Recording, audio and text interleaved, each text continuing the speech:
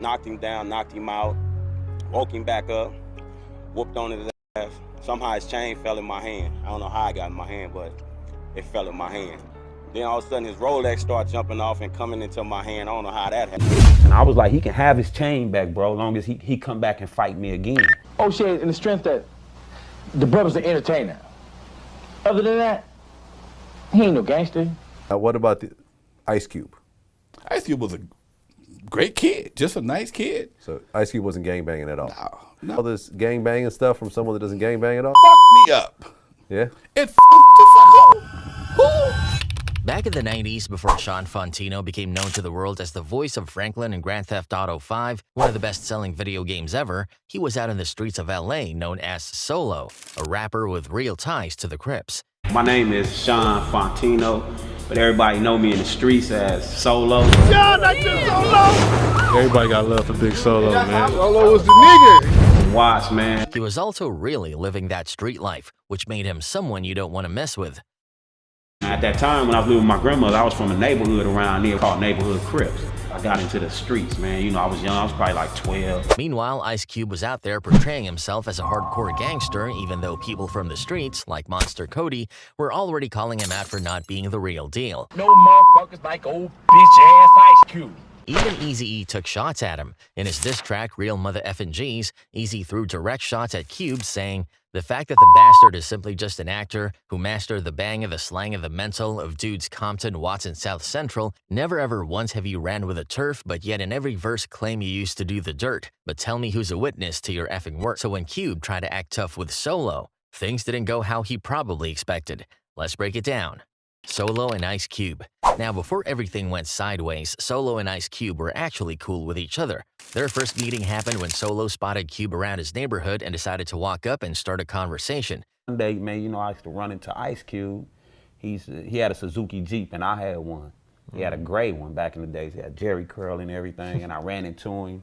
They clicked pretty quickly. The bond got strong enough that Solo would hang out at Cube's mom's house, and Cube would be seen playing with Solo's son right there on the porch. That we ended up getting so cool that I was on his porch with him at his mama house over there off of, I think it was the Row or something like that in one of Solo also had a close childhood friend named Cam, someone he often called his cousin even though they weren't related by blood. Both of them were rappers and part of a group called What's Up Crew.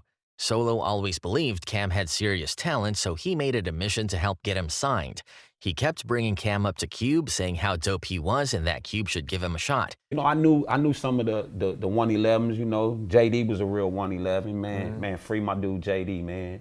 Yeah. JD was a real 111. You got Donuts, you got Ants, you got Baby Mondo KK, you know what I'm saying? You know, I knew them dudes right there. So Cube wasn't active in the hood like that, but he was from over there and he knew everybody. So I used to always be telling him, man, I got this dude named Cam, man. He like my cousin, he fire, man. You gotta hear him, man. And he was like, I will, Solo, you know I will. So I kept being persistent with him, sitting. Eventually, Cube told Solo that he was leaving NWA and starting his own label, and that he wanted Cam to be a part of it. Cube stuck to his word and got Cam signed. Start my own thing, man. I'm gonna put Cam on, man. So after that, you know, he put Cam on, he stuck to his word, he started street. But here's the thing, Solo thought he was going to be a part of the deal too. He even offered to be Cam's DJ despite having no real DJ experience, just to stay close to the opportunity. But Cube didn't include him. Now, at that time, I thought he was putting us on, you know, he was finna give me a contract too. So I remember walking in there and I was like, man, where my contract at, nigga? You know, I was gang banging and in the streets. You know, they want to sign Cam. I was like, well, I'm going to be his DJ. I ain't know shit about DJing. Around this same time, Ice Cube was beefing with Cypress Hill. The crew from Cypress claimed Cube was biting their lyrics, and the drama blew up. Fans and rappers started picking sides. Solo, already feeling some type of way about not getting signed, chose Cypress Hill's side. Then, according to Solo, one day he and Ice Cube ran into each other at a traffic light in LA, and Solo says he knocked Cube out and snatched his chain. Later, he even showed up at a Cypress Hill show at the House of Blues flaunting that same chain. To make things even wilder, he pulled up in Cube's neighborhood and told folks that Cube could get his chain back, but only if he was willing to come fight for it again. Cube didn't take the offer. And didn't worry about nobody taking it from me. And I was like, he can have his chain back, bro, as long as he come back and fight me again. Eventually, Mac 10 stepped in and offered Solo a deal. Return the chain, and he'd hook him up with something in return. The deal took a while to come together, which made Solo pretty pissed, but in the end, he did get paid. Ice Cube versus Cypress Hill.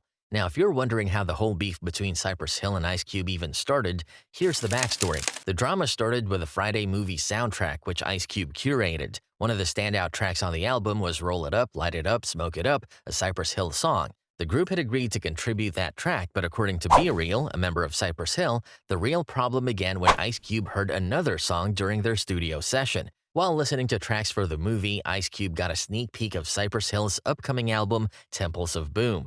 They played him Throw Your Set in the Air, their lead single. Cube loved the song and wanted it for the Friday soundtrack instead. Cypress Hill politely declined since it was the title track for the upcoming project. Song and he likes it. He goes, yeah, that's perfect, you know. Me and Muggs asked him, hey man, we got a couple of tracks from the album. You want to hear it? We played him a song called Throw Your Set in the Air. And he was like, oh, that's banging. Can I get that for the movie instead? They're like, man, we'd love to give it to you, but this is going to be the single. Cube pressed a bit, even asking them to play it again. They did, but they stood firm that the track was off limits.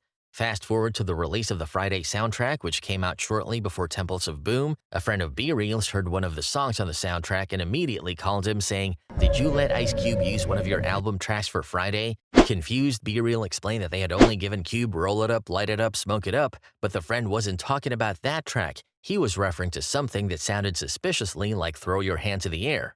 Skeptical at first, Be Real listened to Cube's track and his heart sank. The hook sounded eerily similar to their song, with only minor tweaks to the lyrics. Like, yeah, the Get High song, yeah, we gave that up already. Why? No, the Throw Your Set in the Air thing. I said, no, we didn't give him that. He goes, well, that shit is in his chorus in his song. Finally, I hear it, and sure enough, there it is, the same.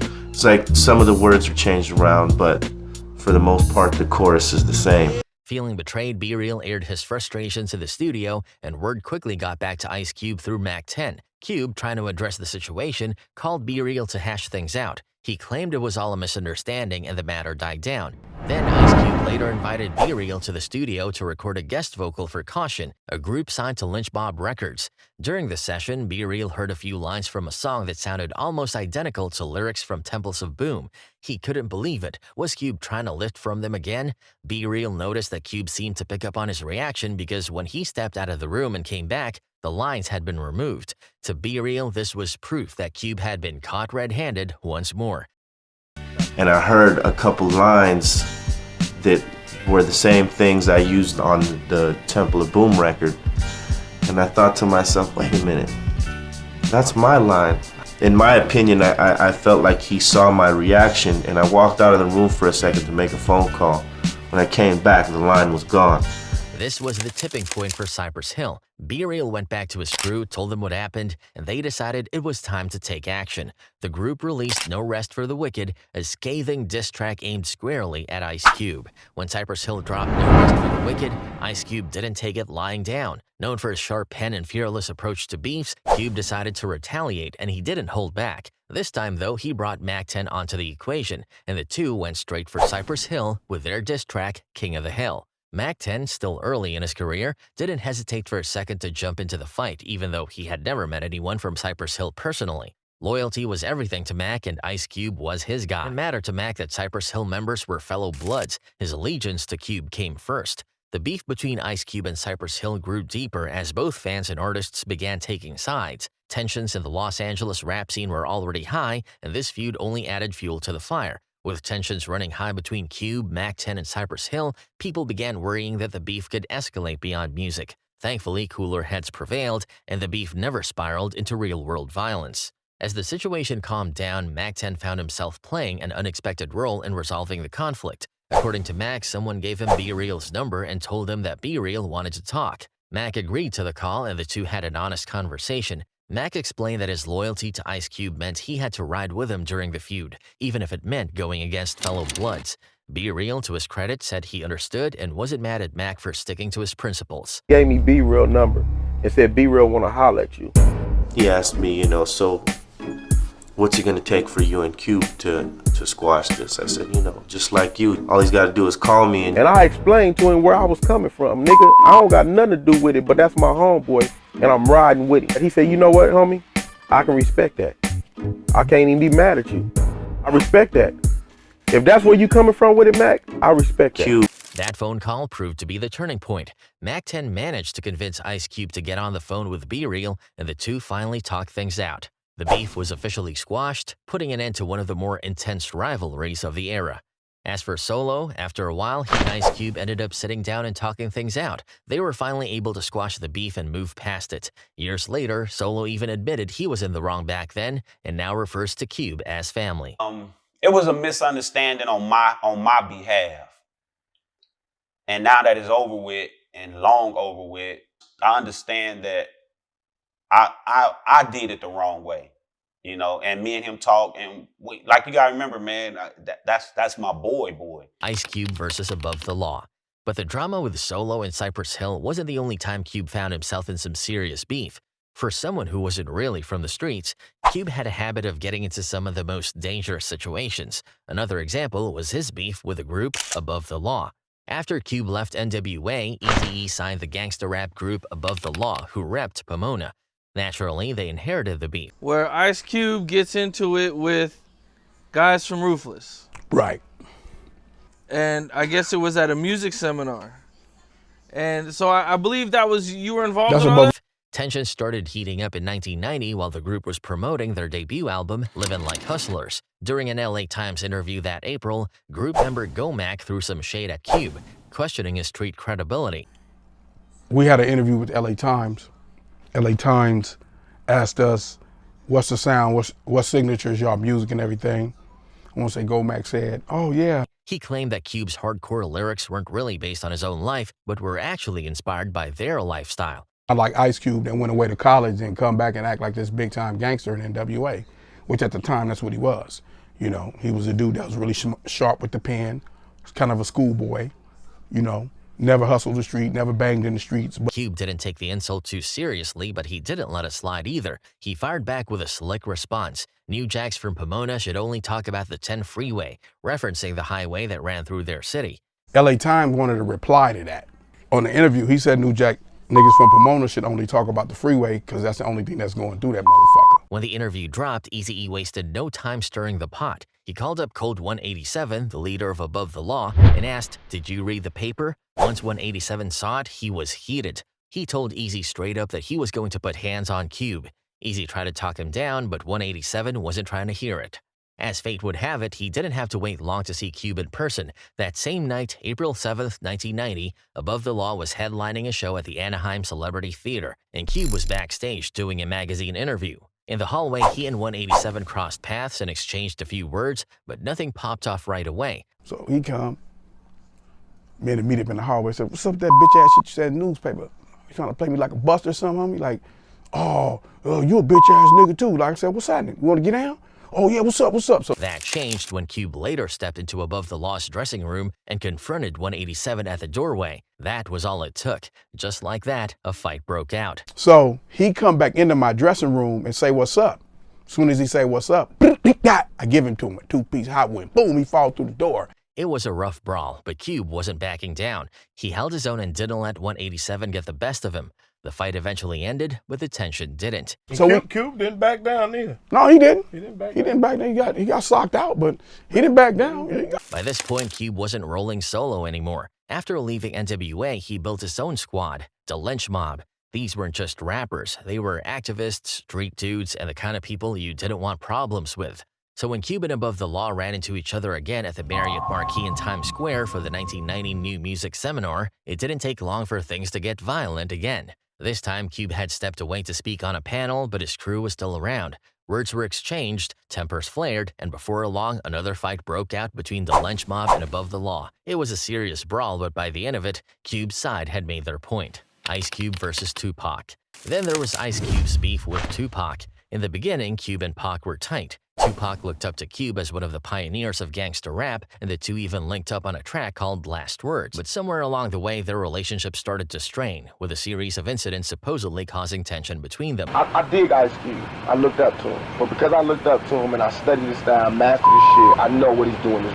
Fast forward to 1995, Tupac had just been released from prison and wasted no time making noise in the rap game. He dropped Hit 'Em Up, one of the most infamous diss tracks of all time, where he went straight for the jugular, calling out Biggie and Bad Boy in the most brutal way possible. The song cemented his reputation as the most aggressive rapper in the industry at the time. Not long after, Cube dropped his track Bow Down with West Side Connection. The song had a similar aggressive style to Hit 'Em Up, which didn't sit right with Tupac. He started feeling like Cube was biting his style, riding the wave that Hit 'Em Up created. But what really got under Pac's skin was the idea that Cube had stayed quiet during the East versus West Coast beef while he was locked up. Then as soon as Pac got out and became the biggest name in rap, Cube seemed to come back swinging, just not at the East Coast. Piece of shit ain't selling, so now he's going on a war shit, and he's using us as the gas.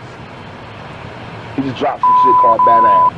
And if you listen to it, you can see he heard Hit 'Em Up and was like, oh, that's how it's supposed to be. Tupac wasn't the type to let things slide, and from his perspective, it looked like Cube had been playing it safe until the tide shifted. Why he wasn't making them bow down when I was in jail? That's what I mean. That's wrong. See, now that's wrong, and I'm not gonna let that. However, despite the tension, there are reports that the two eventually squashed their beef before Tupac's tragic passing in 1996. Ice Cube versus Common. Then there's his beef with Common. On September 27, 1994, a young Common Sense dropped a track that would go on to make hip-hop history and stir up some serious drama. The song I Used to Love Her was a standout single from his second album, Resurrection. It was a lyrical masterpiece using the metaphor of a girl Common had fallen for to represent his love for hip-hop. As the story unfolds, it becomes clear that this girl is hip-hop himself. The track was a hit, especially with a picky East Coast rap crowd who hadn't been all that impressed with Common's first album, Can I Borrow a Dollar? But while the East Coast crowd was vibing with Common's storytelling, not everyone was feeling the love. The song paints a picture of hip-hop's evolution, from its pure beginnings to its transformation into a more commercialized and gangsta-influenced style. It was a reflection of how hip-hop had changed, but that didn't sit well with Ice Cube. To him, it sounded like a jab at the West Coast's dominance of the genre during the 90s. Yes. I created I Used to Love It in 1994. You know, it was a story that I could tell about the evolution of hip-hop and the stages that I seen hip-hop go from just the pure innocence. He talking about this girl that he was in love with. You know, she's supposed to be hip-hop, and he's so in love with her. But when she go out here, she get fucked. Things came to a head when Common heard through the grapevine that Ice Cube had responded. King T from the West Coast. And somebody said, yo, Cube, this you on this song. So we playing the song, and I'm listening. I'm like, damn, this nigga dissing me. And King T was like, nah, he ain't dissing you. He ain't dissing you. I'm like, this. The verse King T was talking about Ice Cube's contribution to Mac 10's track West Side Slaughterhouse, featuring Cube and WC. Common decided to fire back with a diss track, and that's how The Being You was born. Common came out swinging with lines like went from gangsta to Islam to the D of Das Effects, calling out Cube for pandering to the East Coast, only to turn against it later. He dug even deeper with hypocrite, I'm filling out your death certificate, slinging bean pies and Sadites in the same sentence, accusing Cube of being at odds with the values of the Nation of Islam while promoting street life. And to end it all, Common delivered the ultimate mic drop by using Ice Cube's own lyrics against him. In the immortal words of one, a B's a B. For Ice Cube, this was unfamiliar territory. He had long been known as one of the most ruthless diss track artists in the game. His scathing takedown of NWA with No Vaseline was already legendary, and his reputation as someone you didn't mess with was solidified. As Doug Infinite put it, if you're going to come at Cube lyrically, you better come with it or he's going to body you. So I think Com felt that way, being the lyricist that he is. Ice Cube later admitted that he had written a response track to fire back at Common, but fate intervened before it could escalate. The deaths of Tupac Shakur in 1996 and the Notorious B.I.G. in 1997 had cast a dark shadow over the hip-hop world.